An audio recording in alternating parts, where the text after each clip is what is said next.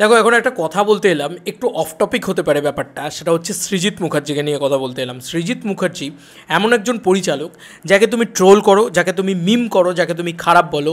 ওই যে বললাম যে ওয়ান্স আপন এ টাইম দেবদারি ইমেজটা ছিল, যে কান্ট ইগনোর। তুমি ট্রোল করো, মিম করো, যা খুশি করো, তুমি তাকে বলতে পারো যে সে ভালো ছবি বানাচ্ছে না বা হোয়াট এভার ইট ইজ, কিন্তু তার যে সাকসেসটা সেটাকে তুমি একদম ইগনোর করতে পারো না। ঠিক আছে, পরিষ্কার কথা।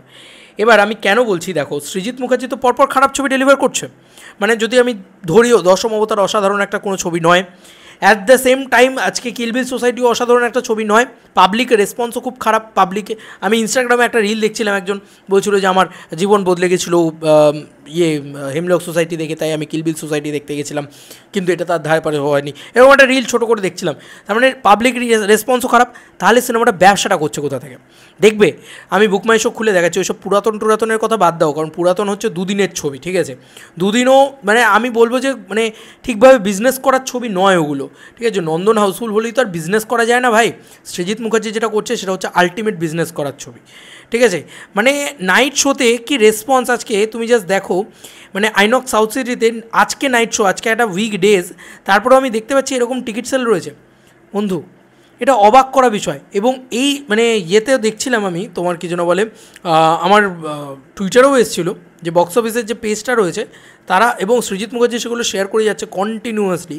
এটাকে তুমি কান্ট ইগনোর। ওই যে বললাম যে সৃজিত মুখার্জির যে পাওয়ারটা, এটাকে তুমি ইগনোর করতে পারো না। এবার সে যেভাবেই দিক, সে নিজের পুরনো জিনিসগুলোকে বিক্রি করে দিক, আর যেভাবেই দিক, দিচ্ছে তো সে, এটা হচ্ছে সবথেকে বড় কথা। সে কিন্তু বারবার, আবার অনেকের ভালোও লাগছে কিল বিল সোসাইটি, সেগুলোও শেয়ার করছে অনেকে। দেখো, সিনেমা হিসেবে আমার ভালো লাগেনি সৃজিত মুখার্জি রিপোস্ট যতই করুক যে সিনেমা ইজ সেটা ভালো লাগেনি। এবার টলি বাংলা বক্স অফিসের পক্ষ থেকে এই পোস্টটা করা হয়েছে, আমি এই পোস্টটা লিখছি, ঠিক আছে? মানে পড়ছি। বাংলা ফিল্ম ইন্ডাস্ট্রির অন্যতম সফল পরিচালক হলেন সৃজিত মুখোপাধ্যায়। তার কেরিয়ারের অধিকাংশই বক্স অফিসে সফল ছবি, হাতে গোনা মাত্র কয়েকটি ছবিই রয়েছে যেগুলো অসফল বক্স অফিসে। গত বছর থেকে এই বছরের মধ্যে ইতিমধ্যেই পরপর 3টে সফল ছবি উপহার দিলেন তিনি আমাদের, টেক্কা, সত্যি বলে সত্যি কিছু নেই এবং কিল বিল সোসাইটি। এছাড়াও 2023 সালে তার পরিচালিত ছবি দশম অবতার highest grosser of the year হয়েছিল, মানে হাইয়েস্ট গ্রসার হয়েছিল সেই বছরের। পরপর সফল ছবির এবং পদাতিকের মতো এক অসামান্য ভালো ছবি উপহার দেওয়ার জন্য আপনাকে অনেক ধন্যবাদ, অভিনন্দন। সত্যি সৃজিত মুখোপাধ্যায় একটা রেকর্ড ক্রিয়েট করে ফেলেছে। আমি দেখছি, দাঁড়াও ওই কালেকশনের এটা দেখতে পাই নাকি। হ্যাঁ, এই যে সৃজিত মুখার্জি, হিন্দুস্তান টাইমস থেকে বলা হয়েছে, বক্স অফিসের যে ডেটা দেওয়া হয়েছে সেখানে সৃজিতের ধামাকা কিলবিল জ্বরে কাবু বাংলা, সোমবার বক্স অফিসে কত আয় পরমব্রত কৌশানীর ছবির। এখানে পরিষ্কারভাবে দিয়ে দেওয়া হয়েছে যে হেমলকের 13 বছর পরে সিকুয়েল, ঠিক আছে? পরিষ্কারভাবে বলা হয়েছে শনিবার ব্যবসা বেড়ে হয়, আচ্ছা, প্রথম দিনে শুক্রবারের ব্যবসা হয়েছিল 11,50,000 টাকা। তবে সিনেমা সমালোচক ও দর্শক মুখে ছড়িয়ে পড়া পজিটিভ রিভিউয়ের জেরে, নট পজিটিভ রিভিউ, একদমই নেগেটিভ রিভিউ পেয়েছে আর কি। শনিবার ব্যবসা বেড়ে হয়েছে 24,25,000, এবং তারপরের দিন রবিবারে সংগ্রহ করতে পেরেছে আরও বেশি, 34,25,000 টাকা। এবং ওয়েস্ট বেঙ্গল বক্স অফিসের রিপোর্ট অনুসারে সোমবার সৃজিতের ছবির সংগ্রহ করে 18,12,000 টাকা, যেটা সোমবার অনুযায়ী মানে দারুণ বিষয়। এবং আর 4 দিন মিলিয়ে ছবির সংগ্রহিত আয় হচ্ছে 88 লাখ টাকা, 88,12,000 টাকা।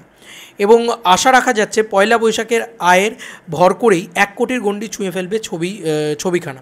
এবং এখন তো তোমরা বুঝতেই পারছো, পয়লা বৈশাখ উইন্ডোটা পেরিয়ে গেছে এবং 50+ হাউসফুলস দেখেছে, ঠিক আছে?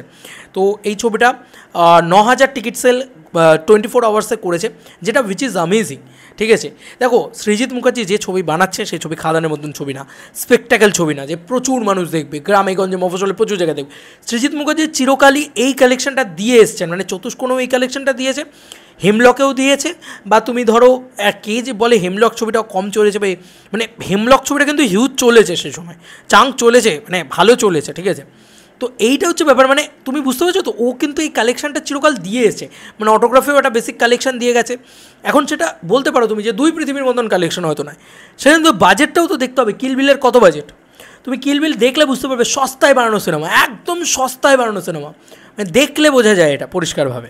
তা তুমি এবার একটা মানে ডিরেক্টরের সাকসেস রেশিওটা দেখো। এবার প্রডিউসারকে তুমি প্রডিউসার পার্সপেক্টিভ থেকে ভেবে বলো তো যে এই ডিরেক্টরকে তুমি, সে ক্রিটিক্যালি গোষ্ঠীর পিণ্ডি যাই হোক, কী যায় আসে।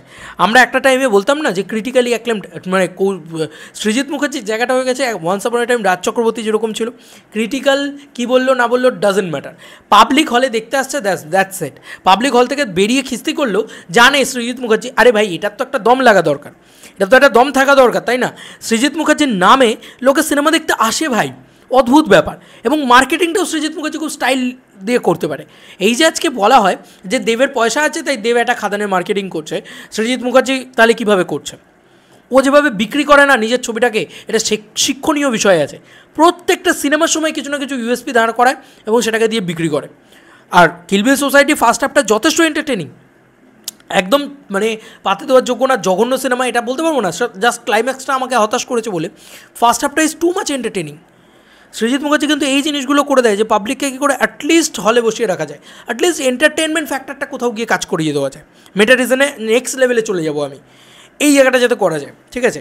তো সৃজিত মুখার্জি এখন কমার্শিয়াল ছবি বানাচ্ছে, পাতি বাংলা কথা, ব্যবসা ভেবে ছবি বানাচ্ছে। ছবি ভালো হোক খারাপ হোক গোষ্ঠীপিণ্ডি যাই হোক, ওকে কিন্তু প্রডিউসাররা এখন প্রডিউস করবে ভাই।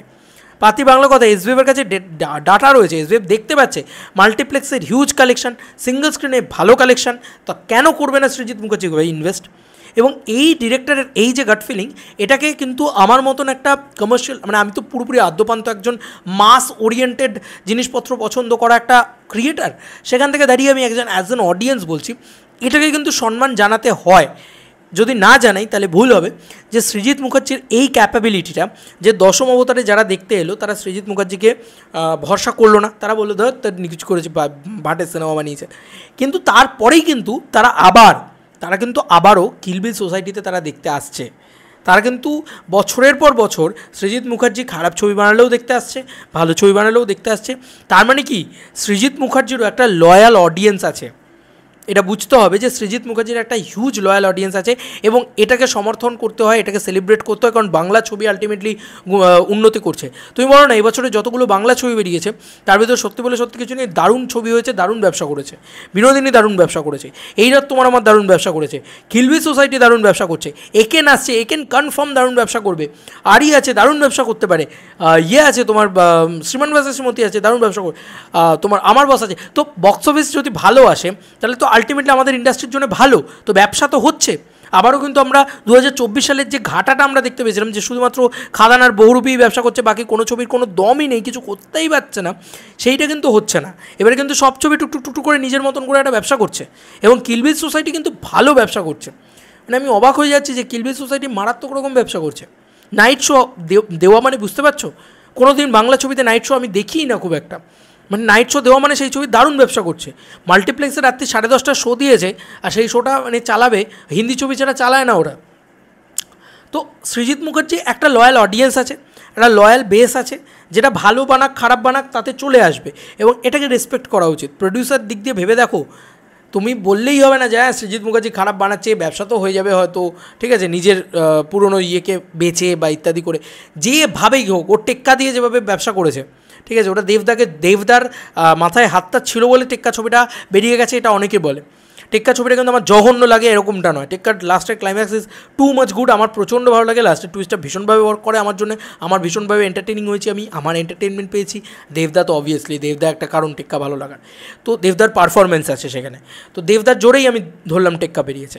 কিল বিল সোসাইটি ধরলাম হেমলকের জোরে বেরিয়েছে। যেভাবেই বেরোক না কেন সৃজিত মুখার্জি খারাপ ছবি বানিয়েও সাকসেস দিচ্ছে, পাতি বাংলা কথা ভাই, এবং ও বিক্রিও করছে, খুব ভালো প্রমোশনও করছে।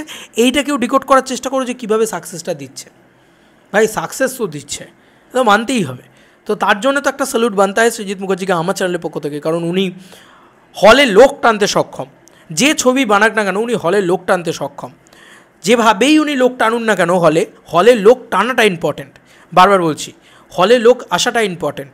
সে তোমার টাকা তোমার মানে পরে বেরিয়ে মনেই হতে পারে ধর তোর আমার টাকাটা ঝাড় হলো, কিন্তু তোমার টাকাটা ঝাড় হলেও, আমি বললাম না সৃজিত, আমি মানে রিভিউতেও বলেছিলাম, সৃজিত মুখার্জি সালমান খান এরা এমন একটা নাম যে এদের ছবি যত খারাপই হোক না কেন, মানে আগের ছবিটা যত খারাপই হোক না কেন, পরের ছবিটা কিন্তু আমরা ঠিক হলে গিয়ে দেখতে যাবো, মানে টিকিট কেটে দেখবো।